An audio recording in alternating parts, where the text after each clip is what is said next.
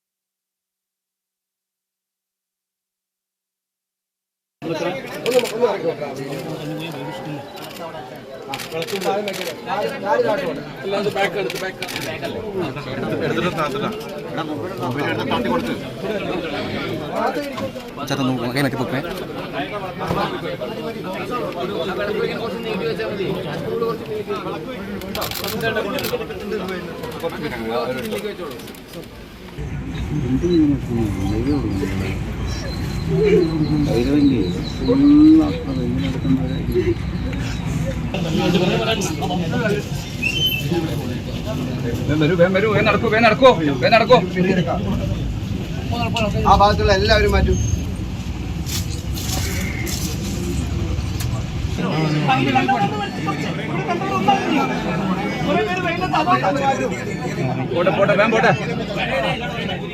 ശ്രീനന്ദയുടെ മരണകാരണം തലയുടെ വലതുഭാഗത്തേറ്റ ഗുരുതര പരിക്കാണെന്നാണ് പോസ്റ്റ്മോർട്ടം റിപ്പോർട്ട്. ശരീരത്തിൽ ഉടനീളം പരിക്കുണ്ട്. അസ്ഥികൾ പൊട്ടി. പരിക്കുകൾ വീഴ്ചയിൽ സംഭവിച്ചതാണെന്നും മരണത്തിൽ അസ്വാഭാവികത ഇല്ലെന്നും റിപ്പോർട്ടിൽ പറയുന്നു. പാലക്കാട് കടമ്പഴിപ്പുറത്ത് രമേശിന്റെയും രോഹിണിയുടെയും മകളാണ് ശ്രീനന്ദ. പശ്ചിമഘട്ട മലനിരകളിലെ ബാബാബൂധാൻഗിരിയിലെ മാണിക്യധാര വെള്ളച്ചാട്ടത്തിന്റെ വ്യൂ പോയിന്റിന് സമീപം ചൊവ്വാഴ്ച വൈകിട്ടാണ് കുട്ടിയെ കാണാതായത്. 1500 അടി താഴ്ചയിൽ ഹർഷനഗുപ്പയിലാണ് മൃതദേഹം കണ്ടെത്തിയത്. വ്യൂ പോയിന്റിന് 20 മീറ്റർ അടുത്തുള്ള സ്ഥലത്തുനിന്ന് വീണതാണെന്ന് സംശയിക്കുന്നതായും മറ്റ് സാധ്യതകൾ പരിശോധിക്കുന്നുണ്ടെന്നും കർണാടക പോലീസ് അറിയിച്ചു. ആക്രമിക്കപ്പെട്ടതിന്റെ സൂചനകൾ മൃതദേഹത്തിലില്ല.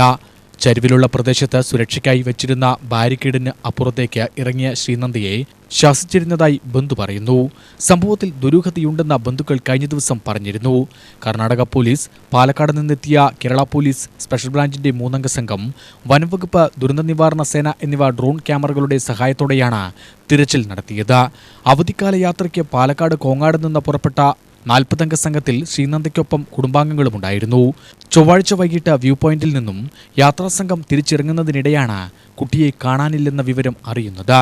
ഐവർമഠം ശ്മശാനത്തിലാണ് ശ്രീനന്ദയുടെ സംസ്കാരം. UTV news, Palakkad.